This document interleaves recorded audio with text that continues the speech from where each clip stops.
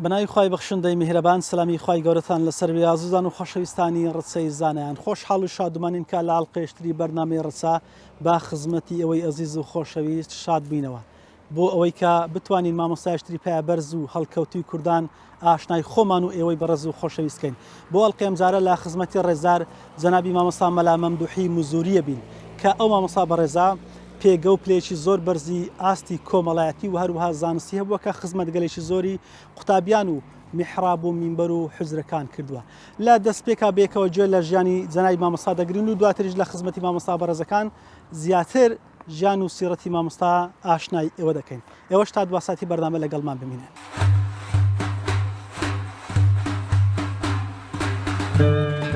ژیان نامەی مامۆستا مەلا مەمدوح ئێدلبی مزوری. مەمدوح کوڕی سەلیمی کوڕی مەلا نەجمەدین کوڕی مستەفایە لە ساڵی 1928 لەدایک بووە لە گوندی ئێدلبی. ئێدلبی گوندێکە لە هۆزی مزوری ژووری سەر بە ناحیەی شێروان مەزن قەزای مێرگە سوور لە سنووری پارێزگای هەولێرە. مەلا مەمدوح لە بنەماڵەیەکی مەلازادەیە و ناوبانگی چووە بە ماڵە مەلا. هەر لە تەمەنی 7 ساڵی دەستی بە خوێندن کردووە لە لای باوکی قورئانی پیرۆزی ختم کردووە پاشان هەر لە لای باوکی کتێبی فەتح القەریبی لە شەرح و کتێبی بیناء لە سەرف خوێندووە پاشان بۆ کۆکردنەوەی زانستی شەرعی زۆربەی ناوچەکانی کوردستان گەڕاوە و چۆتە کوردستانی ڕۆژهەڵات لە لای زۆر زانای مەزن و ناوداری کوردستان خوێندوویەتی وەک ئەم زانایانە هیبەتوڵڵا ئەجەندی ئاکرێیی مەلا عەلی مامە جەلکەیی مەلا عەبدولکەریم ئەفەندی خەیلانی و چەندان زانایتر. لە ساڵی 1955 مەلا مەمدوح لەگەڵ 3 برادەری دیکە ئیجازەیان لە خزمەتی مامۆستای پایەبەرز مەلا عەبدولکەریم ئەفەندی ڕەواندوزی وەرگرتووە لە ڕەواندوز مەلا ئەحمەد وەرتی مەلا عەبدوڵڵا قەڵاتی مەلا محەممەد سکتانی ئەو کاتی ئیجازەی وەرگرت تەمەنی 27 ساڵ بوو. دوای وەرگرتنی بڕوانامەی زانستی لە ساڵی 1955 لە گوندی گەرەوانی نزیک ڕەواندز بۆتە مەلا و حوزرەی کردوتەوە و فەقێشی دەرزداوە. ئیدی لەم گوندە سەرگەرمی پێشنوێژی و دەرزگوتن بووە تا ساڵی 1958 دواتر لە بەهاری 1958 سۆتە ڕەواندوز بۆتە مەلا لە تەچێی کاچی هیلان کە ئێستا پێی ئەڵێن مزگەوتی گەیلانی. ئەو مەلایانەی کە ئیجازیان لاوەرگرتووە ئەوانیش زۆرن هەندێکیان ئەمانن مەلا مەولود مەلەکی لە ساڵانی 60ەکان ئیجازەی داوەتێ مەلا محەممەد کەمال مەلا تەیب مەلا محەممەد بارزانی لە ئێران لە 1997 مەلا یوسف بالیسانی مەلا عەبدولعەزیز سوار قوڕنەی دکتۆر سامی سوورچی مەلا موسکین ئێدلبی مزوری لە دوای مامۆستا جێگرەوەی زانستی و کەسایەتی بنەماڵەی مەلا مەمدوحە مەلا ئیدریس زراری مەلا بارزان شێروانی مەلا سلێمان دێڵزی مامۆستا بەهۆی ملکەت نەبوون و نەچوونە ژێر داوای ڕژێمی پێش و تووشی زۆر ئەشکەنجە و ئازاری جەستەیی و دەرونی کراوەتەوە لەلایەن ڕژێمی بەعسەوە تووشی زۆر گرفت کراوە لە دەربەدەری و ماڵ ڕووخان. دوجار زانای پایەبەرز مامۆستا مەلا مەمدوحی مزوری لە 11 2020 وەفات دەکات و تەرمەکەی لە سۆران بە خاک دەست پێردرێت.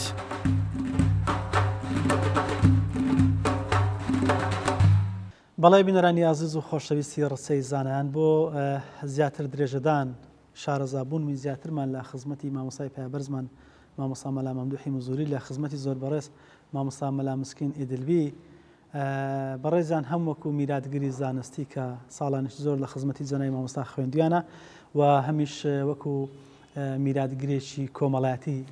جەنابی مامۆستای بەڕێزە لە خزمەتیانە هەندێک پرسیاری ئاراستە دەکەین بۆی کێمە زیاتر ئاشنای سیرەت و ژیانی جەنابی مامۆستای بەڕێز بین. مامۆستا جان سلامی خوات لەسەر بێ. وعلیکم السلام ورحمة الله وبركاته. مامۆستای بەڕێز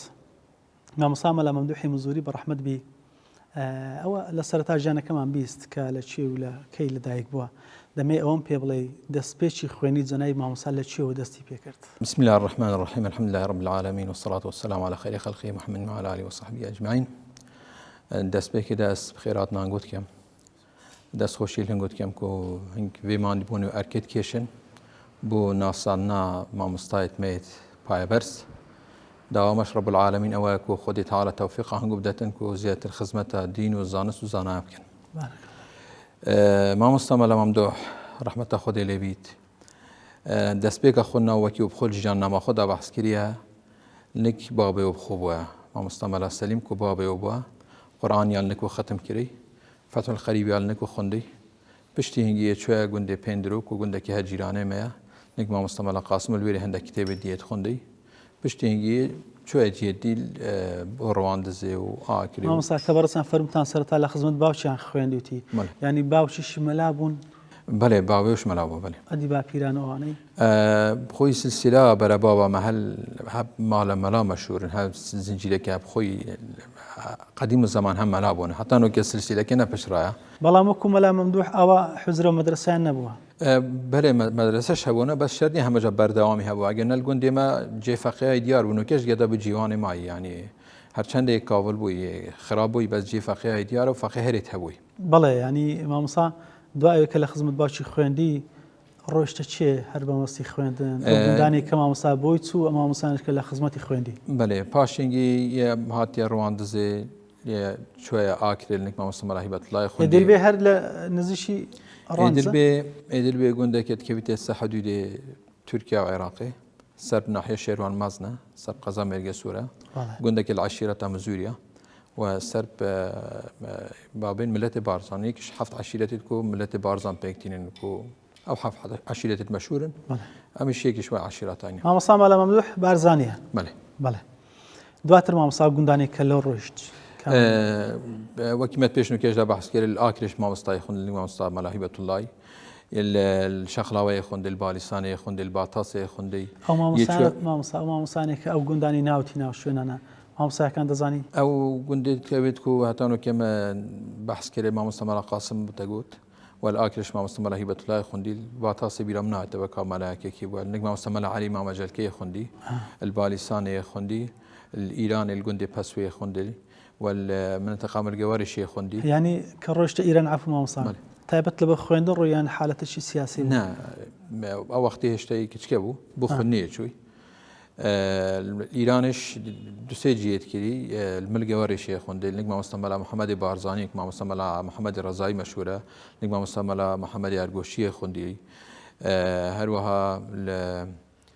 وهم اللي الرشلات بله أول الرشلات بشتينجي هاتيا فير رواندزي خوندي ليرة معها هيش تمام مستعلا وزواجي نكرديه بله هيش هر فقيه بشتي ساڵە 55 ئیجازای وەرگرتی ئیجازە زانستی یعنی خلال دا 15 ساڵی خوندی و ئەو جێتگیری پاشنگی ئیجازە زانستیا لێرە وەرگرت ڕواندز نێک مامۆستا مەلا عەبدولکەریم ئەفەندی لێرە مەلا بووە بەس ئیجازەوە نزانم کە لێرە بوان مزگەفتەکە دی بووە مهم یعنی نێک مامۆستا مەلا عەبدولکەریم بووە بەڵێ ڕواندزێ بووە بەڵێ مامۆستایەکە ناوی چ مامۆستا عەفو ئیجازە لێ وەرگرت مامۆستا مەلا عەبدولکەریم ئەفەندی خەیلانی بەڵێ حتما مامۆستاکان کە لە زەمەنی سوختاتیە خۆیان قوتابین دواتریش کە دەبنە مستعید هەلو کاتە مامۆستاش دەرسی دەگوتەوە بەڵێ طبعا وەکی هەم مامۆستایدی وەختی کوت بنە مستعید فەقێت هەبووی پاشێوەکە بووە مەلاش حجرە و مەدرسەیت بەردەوامیت هەبووی هەتا بەڕسمی کە بڕوانامەی وەرگرت لەکوێ سابت بوو یەکەم جار وەکو پێشنەجوار پاشەوەکی ئیجازە وەرگرت وەکو خۆت جانا خۆدا بەحس کردی گوندەی گەرەوە کەویش هەگوندێکی سەر پشارە ڕواندز بەیە بۆ ماوەی 3 ساڵە هەتا ساڵە 58 لوێرێ مامۆستا بووە و دەرسێت هەبوو فەقێت ینی لەگەڵ وەرگرتنی مزگەوت جگەلەوەی کە پێشنوێژی کرد و تاریش دەخوێن قوتابیشی هەبوون بەڵێ طبعا هەلە سەرەتاوە یەکیش تایبەتمەندیت مامۆستا سیفەتت مامۆستای ئەوە بووە ینی هەر دەرس گوتنەوەی دانا بڕایە ینی بەردەوام تەدریسی هەبووی هەر وەختی کو بووە مەلا گوندی گەرەوە فەقێت هەبووی پشتێنگی 3 ساڵە لێرە بوو پاشنگی هاتیێ مزگەفتی لێرە ماوە هەتا ساڵە 85 مزگەوتی گەیلانی بەڵێ وانیا مزگەوت و تەکێ گەیلانی یعنی نزیکی 30 ساڵ مامۆستا لێرە بوو تقریبا نزیکی 27 ساڵی لێرە بوو لێ مزگەفت ساڵ بەڵێ ئەو 27 ساڵ هەموو تار دەخوێندەوە هەمیش پێشنوێژە کرد و لەگەڵ ئەوەشا بە بەردەوام فەقێشێت هەبوو بەڵێ ئەگەر باسی فەقێکانم بۆ بکەی مامۆستا ینی چۆن فەقەی هەبوون ئاخۆ بە مەرحەلە بوو یان چۆن دەڵێ چەند قوتابی هەبوون بە بەردەوام هەتاکەی لەگەڵی دەمانەوە ئاخۆ بڕوانامەی دەدا بڕوانامەکانی چۆن بوو وەکو معلومێ جەناب هەنگووە خوێندنا فەقیهاتی خوێندنەکە ئەوە نییە کوت بێ ڕێژەکە دیار بێ بێ ئین لە هەندە فەقەیە دەنە 20 15 یان 5 ڕێژەکە دیار نێ ئەوەی کە مامۆستا حکم هەندێک کە ژیانە فەقیە لەسەر خەڵکی بوو گوێرە پێ توانا و ئیمکاناتت خەڵکی بووە ینی خەڵکی لەوانە جاری وها بە ئیمکاناتە هەندێک هەبی دەفەقی هەبن دەفەقی ڕاگێتە پازم پازێ ڕاگێتە کێمتر ڕێژەیەکە دیاری کراو نەبووە ژمارەکە دیاری کراو نەوە بەس بەردەوام فەقیت هەبووی و بەردەوام تەدریسی هەبووی مامۆستای بەڵێ باسی ئەو زانستانم لە بۆ بکەی کە جەنای مامۆستا بە قوتابیەکانی دەگوتەوە وەکی هەمە ئەو مامۆستای دێتمێت ئاینی مامۆستایش ئەو کۆمەلە زانستێت و نافەقیادا باوان ئەو زانستانە هەموو بجوانی گوتنەوە بوو نمونە نحو الصرف بلاغة منطقة أصول الفقه تفسير أو علومانا نويت كتباو النافقيات هذا بس زياتر ما مستاي وكيكو تيجيشنا منو وخونا من زياتر كيف يبدو علمات علم أصول الفقه يدش علم فرائس أو كيف ما بس ويك زياتر مثلا لي شارزابو بيجل يعني شارزاي حزيش ليبو أجانا وكو شارزاي تواو أو علومتكو فقيد خيلن علم فلك علم كلام علم حكمة أو علومان حمد قوت نوا بس وكوش حز ليبون بخونا من زياتي حز الباندو علمان حتما وامساك إجازة داية وعند قطابي هبو عند صالح خدمتي كردوان لهمو زانستكانا زور شارزابونا وانيا زيقلو كبخوي خويندي تشي وتدريس كده كوي زياتر شارزادا بلام أوي كبخوي زياتر تيدا روتسو ولا زانستكان كام بو والله نشي مما بالضبط بالعلم إذا زوري بالا داز بوا وكو خويندن أو علميتكم اللي نقول خويندن هم يا بالا داز بوا يعني لو أنا جنابتش بزاني ما مستعد ميتايني كم تروى اختصاصك تايبتي العلم كتايبتي ذهبيتن يعني فرق اختصاصا زور اختصاص يعني هي أو شريوته بو بس وكي بخونا منو تيجيش نعمل ميلا وزوقة وزيادة هم علمك يدقل علم أصول الفقه فرائزي بو. بله. بيوندي لقى القطابية كاني ما مصا سنة بروج بوي كلا خدمتيان بي بوي كبيامي بي تبيه جيني. بو مسألة زانس وزانياري قناعة منو يكو كم كس سرد ما مصادة وسرد مجدا وكي ما مصاد خم خورم بو فير كنا زانستو بلاو كنا زانست ديني بتايبتيش زانست حجري ما مصطفى بيوابو كاو زانست باشي فضل رب العالمين جرنتي وزامن مانوا إسلامتيه هل بهند زور حزي ليبو كو علم حجري أو كو قديم دال ما مصطفى ما الحجرة خلنا براوي وزانستي بدتن ما مصطفى حزي ليبو كو حجرة آبادان بن ما مصطفى حزي ليبو كو أو زانستا وكي خوب جيتها چونكو زانستا که بیشتر هندی کو زانستا کی دینیه رساناتی که پیویا دیاره گرینتی که پیویا دیاره کو فعلی لنایت کرنی حیلی لنایت کرنی البهندی ما مثلا زوری تامزروی هندی بو حزیلی بو زورتنی فقیه بنو درس بیتوا و حزیلی بو هر نفرکیش هر ما مستاکیش که امکانات درس گوت نوی هبیتین الجی خود درس بیتوا بردوام نصیحت و آموزگاریه و معاو بکو درس ببینه بفقه نبین بحجره نبین و أويد كنت كلمة مستاج من ما مستاج صفتك هو حزيلي نبو فقيه درس أكاديمي بخينن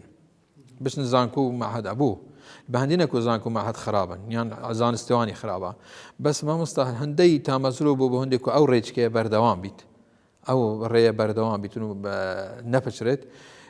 بيوا واجر بيتو فقيه باش المعهد بخينن لوانيا باش نسلكي فرورده ده لاني زانس الشرعي دي اهمال كن وكو بيوس خدمتها ديننا كان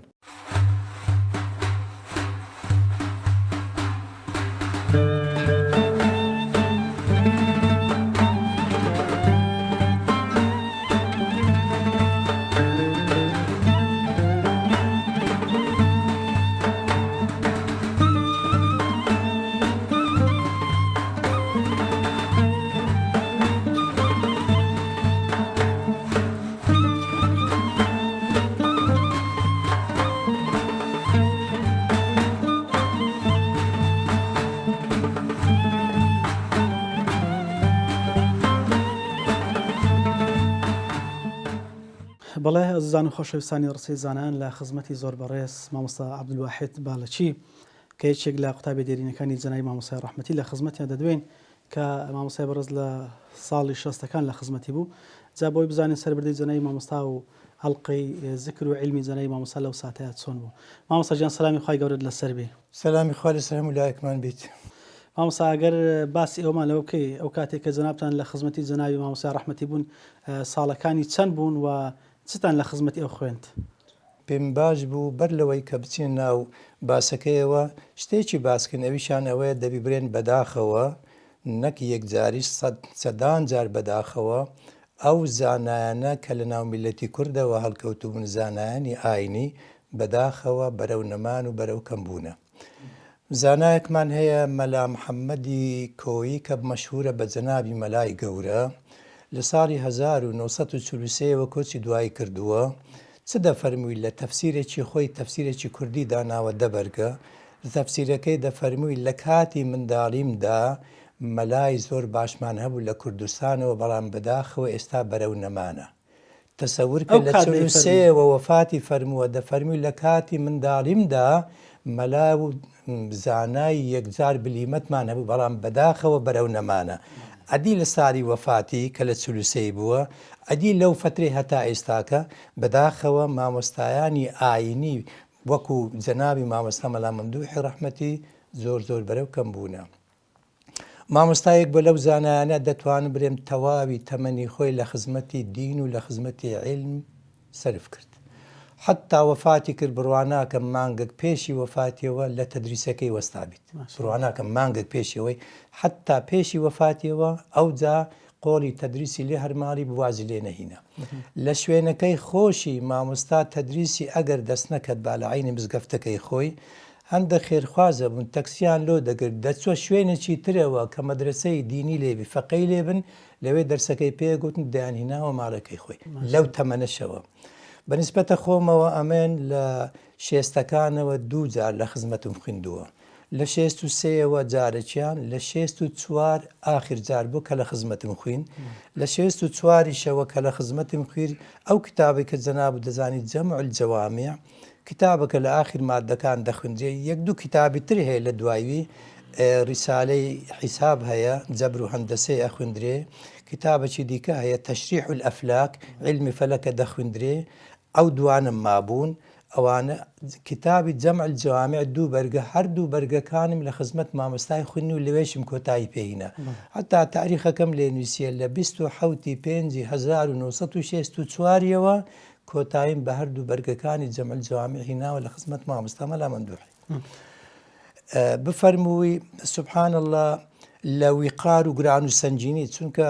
الکەمال لله شخصێ دەبینی مەلاشە و مەلای زۆر باشیشە و لە مستەوای سەقافی و علمیەوە پلەکی بەرزی هەیە بەڵام دەبینی هەندە خەسلەتی وەکو پێویستنینە.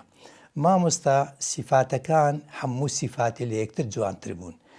قەناعەت بفەرموو لە قسەکردندا هەندێک دەبینی لە کاتی قسەکردن سەریع لە قسە زۆر بە شێوەیەکی ئارامەوە والله لە دەرسەکەی کە دەرسی پێگوتین لە خزمەتی بوون دەرسی پێگوتین معجبی بە دەرسەکەیەوە هەندە بە ئارامی هەندە بە لە سەرخۆی هەندە مەفهومی مامۆستا دەرسی پێگوت. یعنی ژیانی خۆی تەواو تەرخان کردبووی کە دەرس بڵێتەوە مامۆستا. ئەو هەندێ من معلوماتم هەیە لە ڕوانزێوە ژیانەکەی تەنها تەدریسی بوو حتا لە هەولێرێشەوە جەنابەت دەفەرمی بەر لە 2000ەوە حتا 2021ەوە مامۆستا لە تەدریس نەوەستا ماشەڵڵا نەخرنا والله سوال بکە لەو هەولێرەیەوە خاسەتەنە و مامۆستانە و هەندێک دەتوانم برێم علم هەبوون لەو سەردەمەیەوە بە پەنجەی دەستی دەژماردران کە لەو علومانە شارەزایان هەبی بتوانن دەرسی تێدا بڕێنەوە یەک لەوانە ئەو تەشریح الئەفلاکە. تەشریح الئەفلاک عالمێک داینای بەهاءالدینی عامیلی خۆی لە بەیروت بەوەلد لە لوبنان بەوەلد بۆ لوبنانیە بەڵام لە ئێرانی وەفاتی کردیە لە طبعا مەذهبەکەشی جعفەریە شیعە بووە بەڵام زانایەکی زۆر بلیمەت بووە. کتابێکی هەیە ریسالەی حیساب وەکو عەرزم کردی جەبر و هەندەسە لە ئاخر مادەکان ئەو کتابە مامۆستایەکان دەیان خوێن ئەو کتابە تەشریح الئەفلاک ئەویش هەر ئیوی بوو لە خزمەتان دەخیت کەم مامۆستا هەبوون بە پەنجەی دەستی لەو ئەخیرێ دەژماردران کە بتوانین ئەو کتابی بڕێنەوە بەڵام مامۆستا مەلا مەمدوح یەک بوو لەوانە دەیان جار ئەو کتابی گوتیتەوە. حتا ئەو کتابەت نمبینی ئەمن بەتەبع هەتا ئێستا بەتەع من نمبینێ بەس بە دەستنووس داوای لە من کرد لە شێستەکان کە لە خزمەتەوی بووم داوای لێکردم لۆی ئیستینساخکەم تۆزە خەتم باش بوو یعنی بەخەت بنووسمەوە کتابەکەم لۆ نووسیەوە لۆ مامۆستای لە 65ەوە کتابەکەم تەواو کرد لە نووسینەوەکەی ئەو جا ئەو کتابە لە خزمەت مامۆستای بوو قەناعەت بفەرموو ئەمن ئەو دەستنووسەکەی خۆم هەر لە یادم نەما بوو مامۆستا عەبدولسەلام هەیە لە مەسیفی جارێکی لەوێ لیقایەک لە بینمان بوو گوتی فلان کتابێکی دەستنووشی تو لە لای منە گوتم چێ تەشریح الئەفلاک گوتم نەخێر کتاب لۆ لای تووە گوتی کاکە ئیستینساخە لە خزمەت مامۆستا مەلا مەمدوحی بوو لەوێ دیارە لەوەیت نووسیتەوە کاتی خۆی ئیستینساخی کردە نوسخەکیشی دایتە من ئێستا کتابەکەەوە لە کنەبنەوە کتابەکە لەوەیە دەتوانن تەسویریکەن ئەگەر برایەکە بینی جەنابەت تەماشای بکە لە ئاخریش منچێ هەمووتان لە خزمەت جەنای مامۆستا خوێند لە خزمەتم خوێندی ئەوە ئەوم لە خزمەت مامۆستا مەلا عەبدولکەریمی ڕاندزیت عەبدولکەریم فەندی ئیجازەکەم لە خزمەتەی وەرگرت بەڵام ئەو کتابم لەوەی نووسیەوە لۆ جەنابی مامۆستا حتا شتێکیشی لە سەرەتایەوە لێرە نووسیە ئەوە خەتی مامۆستایە چی نووسیە لەوێ بزانە تشریع الأفلاك ڕاستە أو تشريح الأفلاك الماهر الذي صاحبني وقتا في أوقات دراسته ما شاء الله صاحبني وقتا لجاتي بفرموي لخزمة مني خوينديا صاحبني وقتا في أوقات دراسته أو بري تواضع أو بري تواضع تشيج بوا ملا عبد الواحد البارشي جزاه الله خيرا دير نسيتي ممدوح المزوري ما شاء الله أو كتابك أم لوم نسيتوا كتابك تشريحه تشريح طبعا ئەوە هەمووی مانگ جیران و ڕۆ جیران و برجەکان و ئەوانە هەمووی نووسینەکی ئەوڕۆ زۆر زەحمەتەوە بەدەست بنووسێ زۆر زەحمەت لە ئاخریش ئەوە دیارە لە ساڵی چەندیوە 5/6/1965 کتابەکە نووسرایتەوە ماشاء الله متمەکنی زانستی زەنایب مامۆستایی لە هەموو عیلمەکانە بوو یان ئەوە تایبەتمەند بوو لە زانستێکە لە علومەکان ئەو علومی لەو سەردەمی متەداول بوون و دەخوێندران لە هەمویان شارەزایی هەبوو وەکو نەحوە وەکو سەرفە وەکو علمی بەلاغەیە بەلاغە سێ عیلمە بەدیعە بەیانە مەعانە لەوانە هەمووی طبعا دەرسی گوتی کتابەکەی مختصر المعانی مختصر سێ علمی تێدا ئەوانە مامۆستا دەیگوتۆ زۆر بەتەبیعی مع العلم یەک کتابە سێ علمیش تێدا ماشاء الله تایبەتمەندەکانی جەنایب مامۆستایەوەی کە خەسڵاتە زۆر باشانەی لە خزمەتی مامۆستا بەڕستان لێتان بینی وێلەی فێربوون والله یەکەم خەسرەتی ویقاری مامۆستای بوو مامۆستا ئینسانێکی زۆر بە ویقار بوو لە کاتی هەرستانی دانیشتنی عالمەکی عملی بووە عالمەکی عملی و کامل مواسەفاتی عولەمایەکان کە پێویستی پێ هەبی ئەو سیفاتیان تێدا مەوجود بوون ئەمن پێمە بە زیادەوە لە جەنابی مامۆستا مەلا مەمدوحی مەوجود بوون ئینشاءالله جێگای بەهەشتیپان برینە ئەو فراغە بە ئێستامان پڕ دەبێتەوە یان ئەو فراغە زۆر زەحمەتە پڕ ببیت و نەکی مامۆستا مەلا مەمدوحی وەکو عەرزم کردی ئەمە هەر ئەومان نەبووە زانایەکی وەکو مامۆستا مەلا عەبدولکەریم و مدەڕیسمان هەیە ئێستاکە چێ هەیە شوێنەوەی بگریتەوە مفتی زەهاویمان هەبوو ناوی محەممەد بۆ محەممەد تەخەلوسی فەیزی ئەوە نازناوەکەیتی لە ساڵی 2000 پێم وایە ئەوەی 1970ەوە کۆچی دوایی کردی مفتی زەهاوی زانایەک بووە وەختی خۆی مفتی تەواو ئەوی عێراقی بووە کوردیش بووە لە هەمان کاتیشدا ئەو زانایانە جگەل لەوەی کە لەلایەنی دینیەوە سۆز و عەتفەکی زۆریان هەیە لە دوو لایەنی تریشەوە فەرامۆشیان نەکرد بوو لایەنی نەتەوایەتی لایەنی نیشتمان پەروەری حتا ئەو زەهاویە شتێک وەلە وەختە کەشمان دەڕوا زەهاوی ڕەحمەتی خوای لێبی جارێکیان لەکن والی دائەنیشی لە بەغدایەوە زەهاوی مفتی عێراقیە والیش تەواوی ئەو عێراقی لەژێر دەستیویە لەسەر یەک قەنەفەینە تەنها سەرینێکیان بینە کوردێکی فەیلی لە ئێرانێوە دێ لەکن والی ئێرانێوە دێت مواجهەی والیە کات دیارە والی قسەی ئەو کوردە فەیلیەی عەقلی نابڕیت قسەکەی خۆی تەواوەکە و کوردەکە دەڕوا فکری ئەوەی ناکە زەهاوی کوردە ئەوها ئاورەی لێدا تۆرێت جەنابی مفتی توخوا فەرقی نێوان کەر و کوردی چییە؟ کورد و کەر فەرقیان چێنی لە نێوان کورد و لە نێوان کەری مفتی دەفەرمووی فەرق لە نێوان کورد و لە نێوان کەری ئەو سەرینەیە تەسەور کە چونکە سەرینەکە لە بینی و لە بینی والی هەبووە یعنی کەرەکە ئەوە ماش کوردەکەش مفتی فەرمووی جوابێکی سەریحی دایتەوە ئەوجا تقریبا ماوەکی باش هات سۆی نەکردیە ئاخری والی نامەکی لۆ ناردە و ئیعتیزار و ئەوانە لەسەر نامەکەی والی مفتی زەهاوی تەنها 2 حرفی دەنووسی دەفەرمی لا وەلا، هیچی ترنە لا وەلا. کەنامەکە دەچیتەوە یعنی بەسەر سوورمانەوە باشەوە چێ نووسیتی لاوەلا یعنی چی؟ یەکەچیان دیارە زۆر زانا بوو دەرێ بابە ئەوە وەڵامەکی زۆر سەریحی دایتوە گوتی چی ئەوە؟ ئەرێ شعرك هي جنابي والي أي قالت الهرة قولا جامعا كل المعاني أشتهي أن لا أرى القرد ولا القرد يراني. بشيلا اشتشي قوت شعري شي قوت همو معناه لخو قرتن بلام آخرة كي قوتي حزناكم من ميموني ببينم نميمونيش أمن ببيني. أشتهي أن لا أرى القرد نام ميموني ببين ولا القرد يراني وهروها ميمونيش أمن نبيني. يعني والي دوباره تشبيه كرب ميمون زۆر يعني ئەو زانانە دەستەکەون من خێر.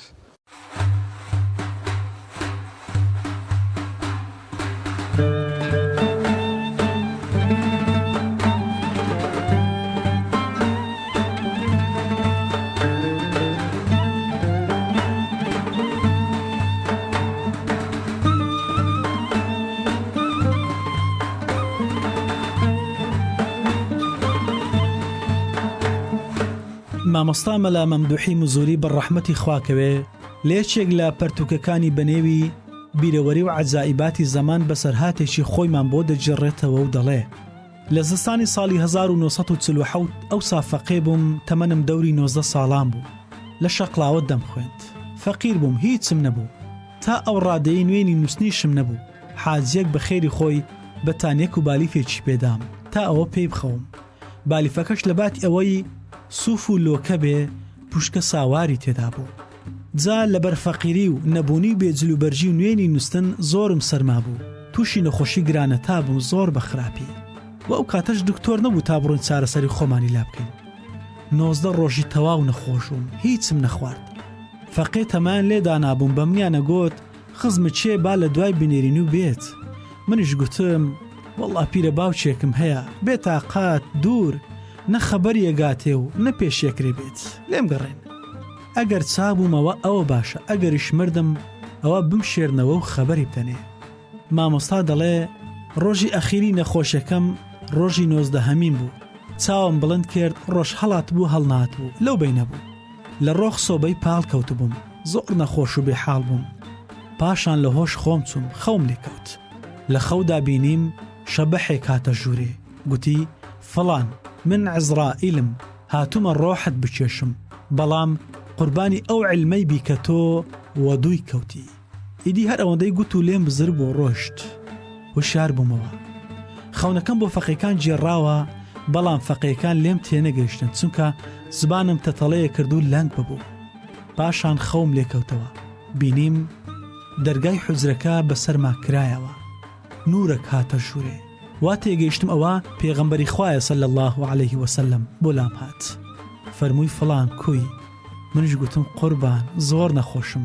دوعایەکم بۆ بکە بەڵکەم خوای گەورە شیفام بۆ بنێرێ بەڵام دەڵێن دوای نوێژی بەیانی دوعا قبوڵە ئەو کات دوعام بۆ بکە بەڵام ئێستاش دوعایەکم بۆ بکە نەبادا لە بیرت بچێت هەر کەوام گوت دیتم چواردەورەی دیوارەکانی حوجرە بە خەتێکی گەورە نووسراوە وا تێگەیشتم ئەوە ئەو دوعایە بوو کە بۆی کردم دواتر هوشیار بوومەوە سەیرەکەم هیچ بەڵایەکەم لێ نەماوە بە تەواو شیفام بۆ هاتووە هیچ نەخۆشێک لە لاشەی من نەما هەستامەوە و گورج و گۆڵ دانیشتم گوتمە فەقیەکانی هاوڕێم نانم بۆ بێنن فەقیەکانیش زۆر پێمەوە سەرسامون گوتیان ئەوە چی بۆ چی دەڵێ ئێمە تەمامان لە تۆ دانابوو منیش خەونەکەم بۆ جێڕانەوە بەڵام دیار بوو ئەوان لە خەوی یەکەم لێم حاڵی نەبوون لەبەر ئەوەی حاڵم زۆر خراپ بوو زبانم لەنگ ببوو تەتەڵەیە کرد پێم گوتن لە خەوە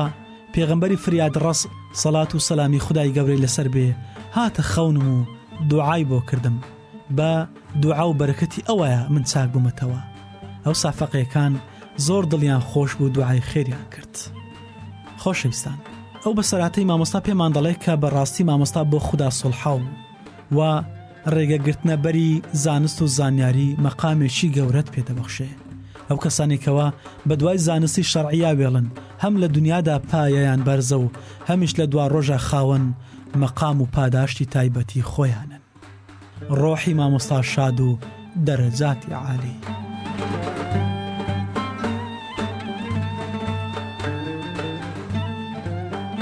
بەڵێ بینەرانی عزیز و خۆشەویست لە خزمەتی زۆر بەڕێز دکتۆر سامی سورچی کە مامۆستای مجاز لە خزمەتی جەنابی مامۆستای پایەبەرزمان مامۆستای ڕەحمەتی ساڵانێک لە خزمەتی ئەو وانە شەرعیەکانی خوێند و لە هەمان کاتچە دواتریشکە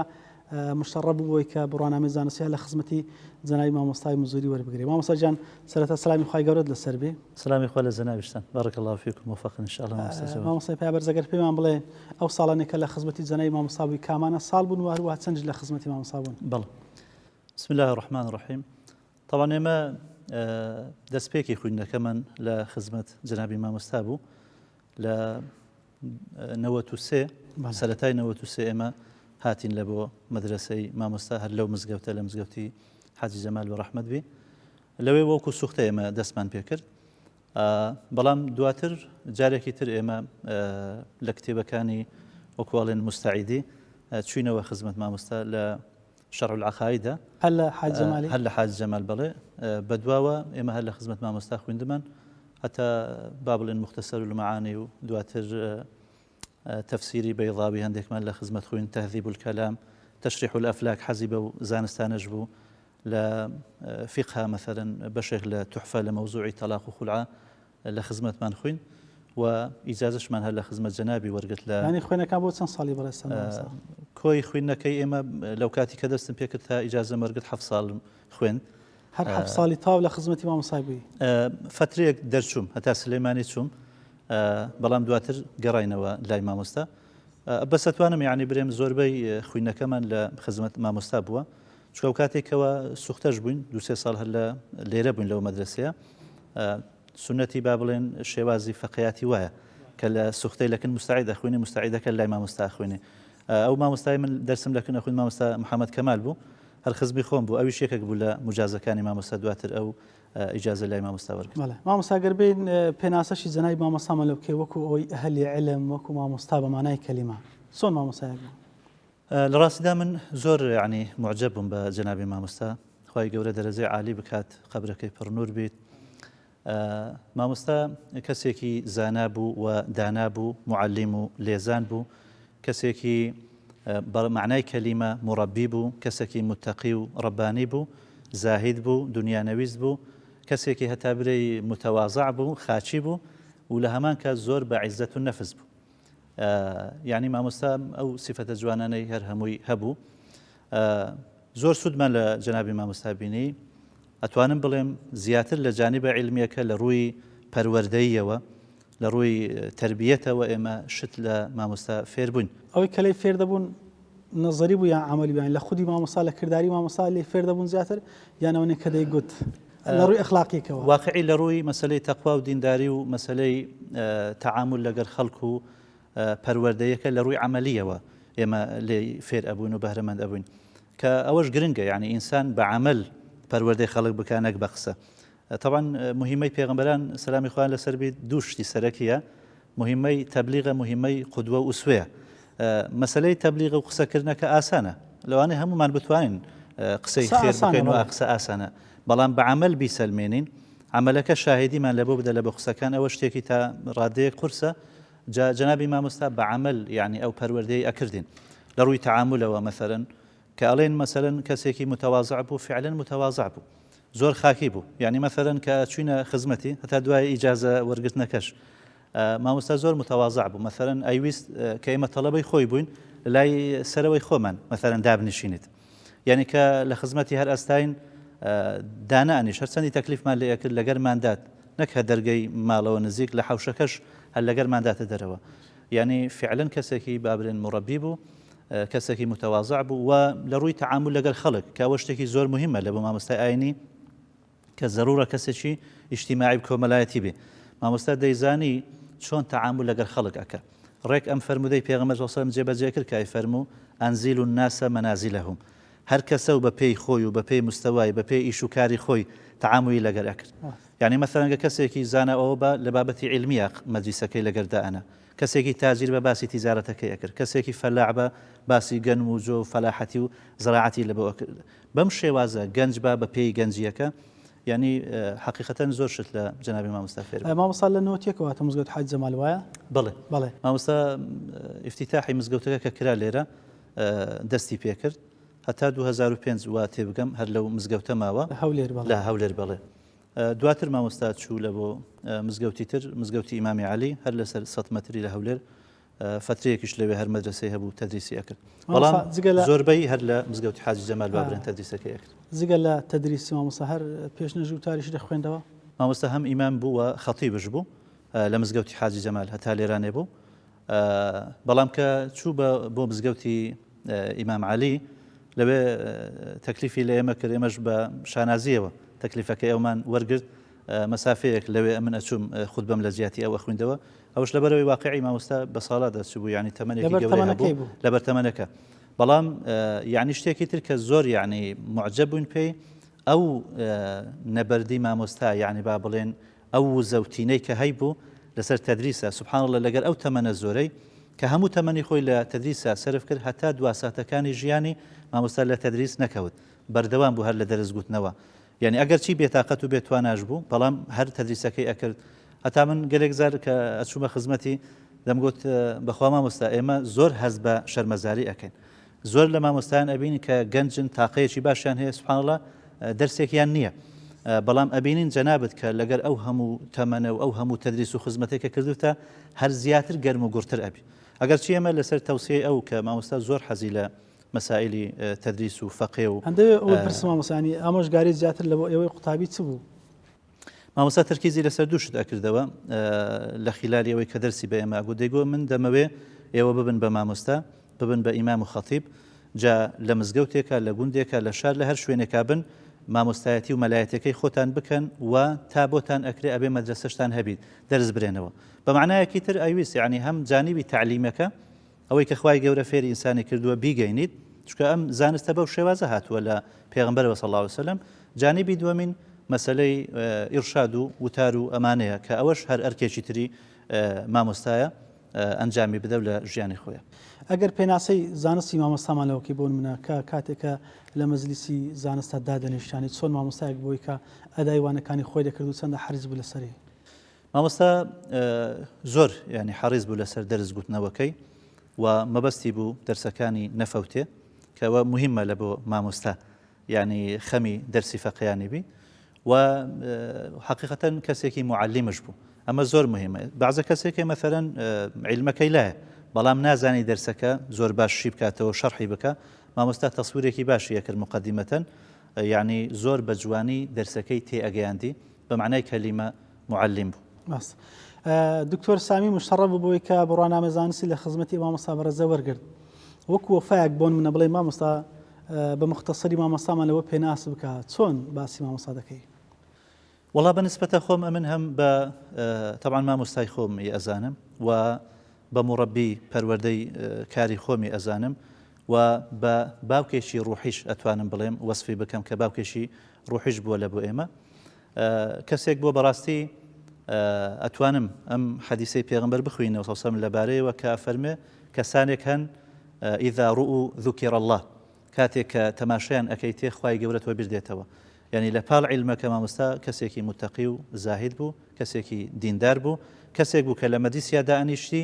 تۆی ڕائەکێشا لە بۆ بابەتی عیلمی بابەتی دینی یعنی لە مەجلیسی ئەوە باسی دنیا و باسی غیبەت و باسی ئەملا و ئەولا نەئەکرا ڕێککە لە مەدرسەکەی دانیشتیت نە بێتاقەت ئەووی لە قسە خۆشەکانی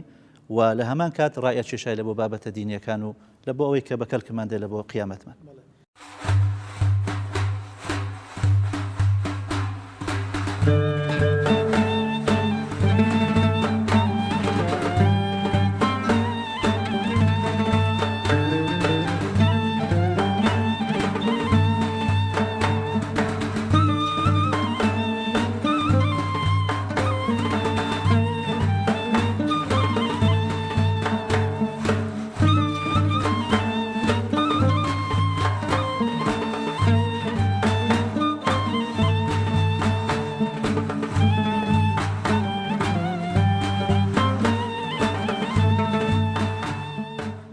بەڵێ بەڕزان و خۆشەویستان لە خزمەتی یەکێک لە قوتابیەکانی کە مجاز ڕێزدار جەنابی دکتۆر محەممەد عەبدوڵڵا پێنجوێنی دەبین کە زمانێکی زۆر لە خزمەتی جەنابی مامۆستا ڕەحمەتی خوێندێتی هەمیش بڕوانامەی زانستیشە لە خزمەتی ئەو وەرگرتووە جایمە لە خزمەتی ئەو دەمانوێ سەربەردەی ژیانی مامۆستاوانەی کە لە خزمەتی بوو ئەوەندەی کە ئاشنا بوو لە جەنابی دکتۆر وەربگرین. دکتۆریان سەلامی خوارد لەسەر بێ. السلام ورحمة الله وبركاته. زۆر بەخێر هاتنتان سلامت بیاخۆ. کاک دکتۆرەگە پێمان بڵێ چەند لە خزمەتی جەنابی مامۆستا ڕەحمەتی وە زانستەکانیش کە لە خزمەتی ئەوە خوێندوتە کامە بوون؟ نزیکەی 3 ساڵ زیاتر لە خزمەت مامۆستا مەلا مەمدوحی مزوری علمی مەلایەتیم خوێندووە بە تایبەتی علومی عەقڵی. یەکەم جار لە تەهذیب المەنطق بە شەرحی عەبدوڵڵا یەزدی بە حاشیە عەبدوڵڵا یەزدی دەستمان پێ کرد. ئەو کتابەمان تەواو کرد. دواتر تەهذیب الکەلام بە شەرحی شێخ عەبدولقادر سەنەندەجی کە کەم مامۆستا هەیە ئەمڕۆ بتوانێ ئەو علمە عەقڵیانە بڵێتەوە. بەڕاستی زۆر قورسن، مامۆستای بەتوانە نەبێت ناتوانێت ئەو زانستە بڵێتەوە. هەروەها لەکوێ لە خزمەتی بوو مامۆستا و کاتێک کە دەرس لە مزگەوتی شەهید حوسێن، مزگەوتی مامۆستا مەلا ئیدریس بووە وەختە.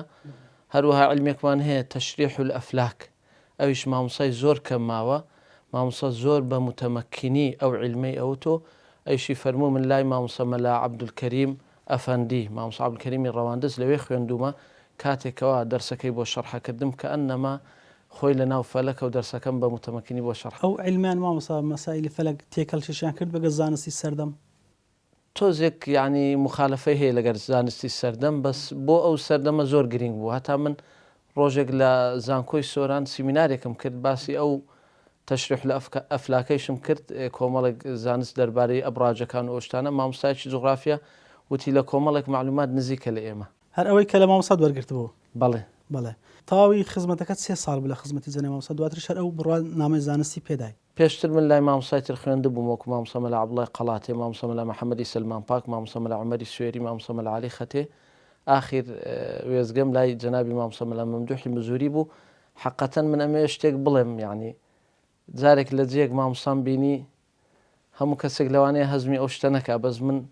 هەستم بە نورێک کرد لە چاوی مامۆستا لە ناوچوانی مامۆستا. حەقەتەن زۆر پێی معجەبم. پێش ئەوەی بیشی ناسم، دواتر بە دوایە گەڕام زانیم لەکوێیە. پێشتر لە مزگەوتی حاجی جەمال بوو، دوای مامۆستا لەوێ تەدریسیە کرد، ئیتر چوومە خزمەتی و ئەو علمانم لای تەواو کرد. هەر مامۆستایەک و کۆمەڵێک تایبەتمەندی تایبەتی خۆی هەیە. ئەگەر پێمان بڵێ مامۆستای مزوری بە ڕەحمەت بی ئەو تایبەتمەندانی کە لە خودی جەنابی مامۆستا هەبوون چی بوون؟ وەڵڵاهی تایبەتمەندیەکانی مامۆستا کە لە کۆمەڵێک مەلای تریش ئەبیندرێ زۆرن، بەڵام ئەوەی باسی بکەم من یەکێک لەوانە مامۆستا زۆر عیزەتی نەفسی هەبوو، حتا زەکاتی وەرنەگرتەوە مامۆستا. چەند جار پارەیان هاوەتی هاویەتی بە فەقیەکان. مەشهور بووە کە لە ڕەواندوس محتاج بووە داوای پاری لە کەس نەکردووە، بەڕێیەکی خۆی هەبوو فرۆشتوێتی زانویانەی مامۆستا مەلا مەمدوحە. یعنی حتا خەڵک خۆی لە کەسانێک نزیکە کاتەوە کە سوڵتەیان هەیە پێشتر ڕەفیقی بوون، بەڵام مامۆستا لەگەر ئەوەی کەوە علاقەی هەبووە لەگەر چەند کەسانێک چووکە وەخت خۆی لە ڕەواندوز لە هەشتاکان چۆتە ئێران، لەگەر ئەوە بانیشیان کردەوە مامۆستا تەنەزولی نەکردووە، نەچۆ بۆ لایەن. یاخۆت لەگەر متەوەلی مزگەوت دائیمەن مامۆستا داوای هیچی لێ نەکردووە، تەنەزولی نەکردووە. حتا مامۆستا عیزەدینی سەران ئەفەرمێ من لە جەنابی مامۆستا فێری عیزەتی نەفس بووم، بەڵام لەگەر ئەوە مامۆستا زۆر متەواضعیش بوو. یعنی حتا بۆ ئاخری کە من لام ئەخوێند جەنابی مامۆستا مزگەوتی نەبوو، بەڵام بە تەکسی ئەهات بۆ حجرە لەوێ دەرسمان نەخوێن. کەم کەس هەیە ئەمڕۆ لە جێکی دوور بەبێ مقابل بێ دەرس بڵێتەوە. مامۆستا لەگەر ئەوەی ئەو هەموو علمەی هەبوو متەواضع بوو. ئەنجا من سیارەیشمە بوو زۆر جار ئەچوومە خزمەتی ئەموت لەگەر من وەرە زار بەزار حەزیە کرد، بەڵام ئەگەر ئیشێکمە بووە قەت ئیستیعدادی نەبوو مامۆستا وەختی من بگرێ. هەتا جاری وا بوو معاش تەقاعودی وەرەگرت، بە زۆر من حەزمە کرد لە خزمەت مامۆستا بووم، ئیزنیە هەمەویت نابێت لەسەر حسابی علم وتنەوەکە ئیسفادە لە تۆ بکەم. یەکێتریش لەوانە وەفا بوو، حتا مامۆستا عەلی شێخ وەتمانی ئەفەرمێ کە وەفاتی کردووە ڕەفیقی مامۆستا بوو، کەسم نەبینیوە لە حیاتی خۆم بە قەدەر مامۆستا مەلا مەمدوحی مزوری بە وەفا بێت. ئەنجا مامۆستا لەگەر ئەوەی کەوا علمێکی زۆری هەبوو چاوکراوە بوو، کەسی بەرامبەری ئەخوێندۆ. فەقێک لەگەڵمان بوو ناوی مامۆستا مەلا دڵدار بوو، پیانەوت مەلا فەهمی ئەشعەری، زۆر بەتوانایشە ئەو فەقەیە. دیار بوو حەزیە کرد مزگەوتێک وەربگرێ، عینەن ئاخیری عیلمەکانی خوێند. مامۆستا فەرمووی بپرسە ئەنجا بڕۆ مزگەوتەکە، نەکو گونجاو نەبێ یاخۆت خەڵکەکە لەگەر باش نەبن یاخۆت تەعامولیان لەگەر فەقێ باش نەبێ. دیار بوو زۆر مهتەم نەبوو بە قەزێکە. مامۆستا بەیانی هاتۆ خۆی وتی متابعەم کردووە بۆت ئەو جێ بەکەڵک نایە ئەو کەسانەی لەوێن زۆر تەعاملیان ڕقە لەگەر فەقیومەلا لی گەڕی باشترە. حقەتەن تایبەتمەندی تری مامۆستا هەن یعنی یەکێک لەوانە مامۆستا لەگەر ئەوەی بڵێن شەخێکی نەبووە طریقەت وەرگرە بەڵام طبیعەتێکی سۆفیگەراتی هەبوو مامۆستا هەر معجب بوو بە ئیمامی غەزالی. ینی مامۆستم عفو کاکتۆرجان لەلایەنی ڕۆحی جەنابی مامۆستا چۆن مامۆستایەک بوو؟ مامۆستا وەکوتم زاهید بوو بەڕاستی نوێژەکانی هەمووی بەجەماعەت بوو ئەنجا دوایی زۆر خۆی ئەپاراست لە ئوموری یعنی زۆر بچووک چۆن بڵێ وارع بوو مامۆستا وەکو باسم کرد زاهید بوو ئەنجا مامۆستا زۆر معجب بوو بە ئیحیا علوم الدین ئەتوانم بڵێم ئەو کتابەی لە خۆی تەطبیقە کرد لەگەر تەڵەبە یعنی لەگەر ئەو علمە زۆرەی مامۆستا متەواضع بوو هەرسوکەوتێکی زۆر متەواضعانەی لەگەر مقابل ئەکرد. بەڵێ عفو کاکتۆر ئەگەر بتەوێ شتێشتر لە ژیانی جەنابی مامۆستا لە بەمانی باسکەی کە جێ ئەوە بی ئێمەمان و بینەران سوودی لە ژیانی سیرەتی مامۆستا وەربگرن. واللهی مامۆستا یەکێک لە تایبەتمەندیەکانی ئەتوانم بڵێم ئەوەیە کەوە مذەکەراتی خۆی نووسیوەتەوە کەم مەلا هەیە ئەمڕۆ ژیان نامەی خۆی بنووسێتەوە تاریخ و مێژووی ئەو سەردەما باز بکاکەوە تایە ژیاوە یعنی باسی میری ڕەواندزی باسی زۆر شتی تری کردو مامۆستا لە عەجایباتی زەمان. حقەتەن ئەکرێ بڵێن ئەو کتاباتە حدێک ئەکرێ ئیسفادەی مێژووی لێ بکرێ ڕاستە زۆر لەوانەیە ئەکادیمی نەبێت بەڵام کەم مەلا هەبوو باسی مذەکەرات و حیاتی خۆی بکات. ئەنجا ئەوە شتێکی زۆر گرنگە کە مامۆستا لە حیاتی خۆی ئیهتیمامی پێهاوە. یەکێک لەو شتانە هەروەکو وتم مامۆستا حەزی لە شۆهرە نەبوو من لە کاتی ئیجازەی مەلایەتیم پێم خۆش بوو ینی چەند کەسانێکی مهتەم بە قەزەی مەلایەتی ینی برادری خۆم لە مەلاکان بێن بەڵام مامۆستا دیار بوو پێی خۆش نەبوو فەرمووی ئیشەکە ئەبێ بە ڕسمیات و خەڵکانێک یەن کەلیمەیان ئەبێ مەسارەکە بەلایەکی تر ئەبن بەلایەکی سیاسی یاخۆت مەجلیسەکە لەوانەیە ئەوان نەبێت ئەوان حەز ناکەم تێکەڵی ئەو مەجلیسە بن ئەوەش یەکێک بوو لە بەڵێ ئەوە تەواضوعی مامۆستا ئیجازە نامەکەی جەنابی مامۆستا بەڵێ داوێتەوە بەڕێستان وەکو قوتابیەکە لە خزمەتی ئەو حتممە لای مامۆستایانش خوێندوتە کە بەڕێستان فەرمووتان بەڵام چەندە شانازیرەکەی بۆی کە لە خزمەتی جەنابی مامۆستا بڕۆ نامەکەتان وەرگرت. واللهی زۆر شانازیەکەم چونکە مامۆستا معەممەڕ بوو حقەتەن لای مامۆستا مەلا عەبدولکەریم ئەفەندی ئیجازەی وەرگرت بۆ شەڕەفێکی گەورە بووە من هەتا مامۆستایانی زۆر بەتەمەن لای مامۆستا خوێندبیان و هەروەها لەگەر ئەوەی کەوا علمێکی زۆری هەبوو بە تایبەتی لە علومی عەقلی لە علومی نەقلیش متەمەکین بوو و ئەو علمانە ڕەنی هابووە لە مامۆستا بەڕاستی و زوهد و تەقوایەکی زۆریش هەبوو مامۆستا ئینسان کە ئەچوو بۆ خزمەتی هەستی بە سروورە کرد بەڕاستی ئەوە شەڕەفێکی گەورە بوو بۆ من کە لە خزمەت مامۆستا بم. کاک دکتۆرە گەربی شتێشتر لە خزمەتی جەنابی مامۆستا باز بکەوە گۆفایەک سواسی جەناب دەکەین. واللهی من دەستخۆشی لە جەنابتانەکەم زۆر پێویستە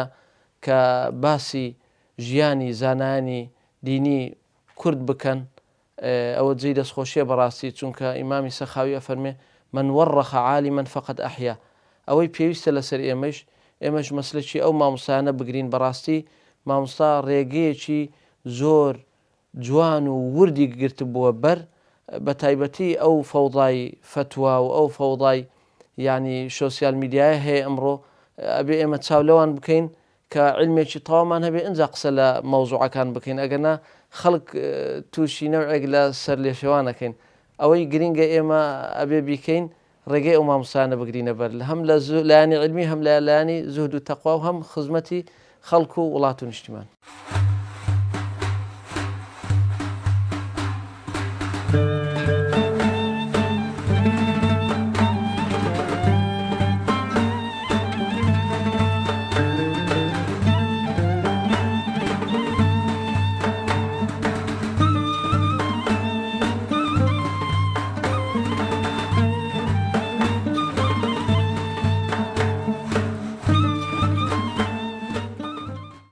بەڕێز مامۆستا مەلا مسکین ئەگەر پێم بڵێ بەڕێستان چەند لە خزمەتی جەنابی مامۆستامانەوە لە خزمەتتان خوێند و ینی ئەو کاتانێک کە لە خزمەتیا بوون ئەو زانستانێک کە دەگوتەوە هەم زانستەکان چ بوون هەم ستام و چێژێکی هەبووی کە مامۆستا ئەو مستاوا بەرزەی هەبوو کە دەرسێ بەرزان دەگوت. بەڵێ طبعا هەر ساڵە 92 وەختی کام ئیرانە بوون ئەس هاتمەوە بۆ خوێندنێ یەکەم جیک و من دەست پێ خوێندنێکی لەنێک مامۆستای بالحجرە مامۆستای مزگەفتە حاج جەمال الهەولێری ئەس وەکو مانەوە هەلماڵە مامۆستای بووم وەکو دەرس و سایش مزگەفتێ بووم هەتا ساڵە 2000 میلیازە خزمەت مامۆستای وەرگرت خلال ئەو 8 ساڵانە کواس خزمەتە مامۆستایدا بووین طبعا زۆر ئیسیفادە لە مامۆستاکردن زۆر لایەناوە هەر لایەنی زانستی بە نەبوو لایەنی کەساتی و لایەنی ئیداری و لایەنی ئەخلاق و ڕەفتار و ڕەوشتی جوان زۆر لایەنەوە ئیسیفادە لە مامۆستا کرد طبعا مامۆستا لە وەختەدا وەکو مامۆستایەکی ناوداری هەولێری لە هەموو جیاوە فەقێ حەز لێ بوو کۆ بن حوجراوە بخینن فەقێت گەمەدە هەبوو یێ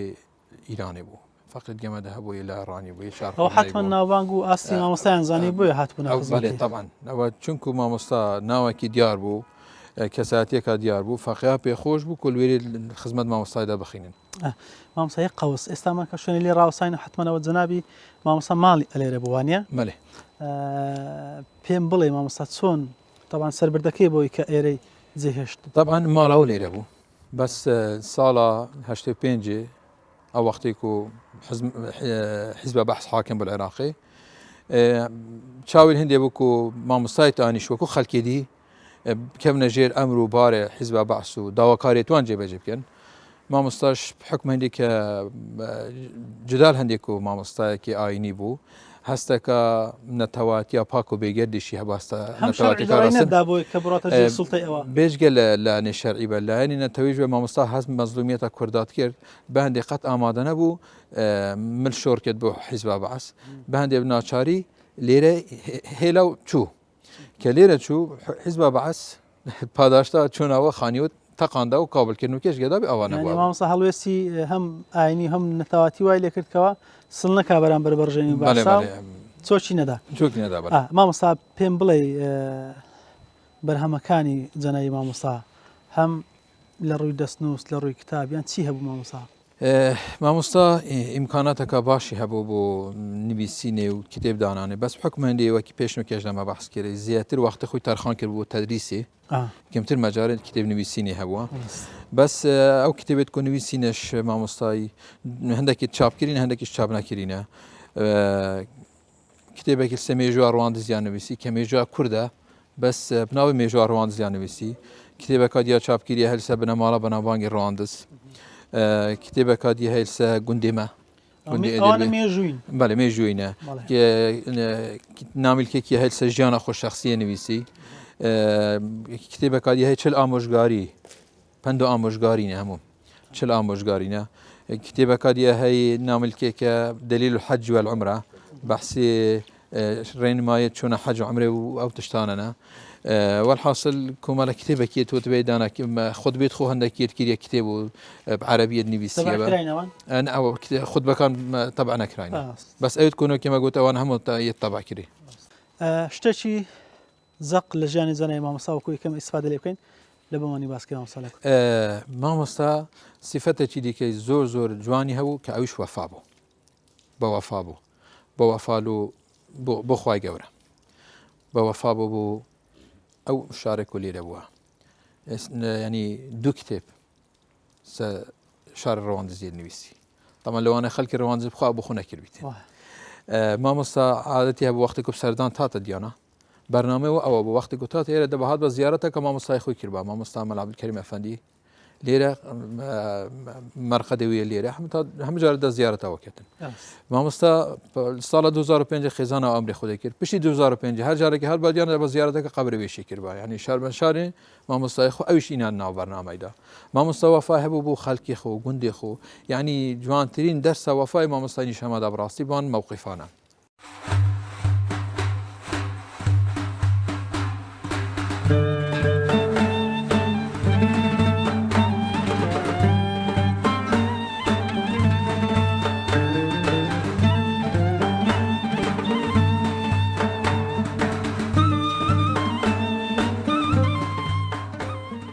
بەڵێ بینەرانی ئازیز و خۆشەویستی ڕچەی زانایان ئەوەی بینیتان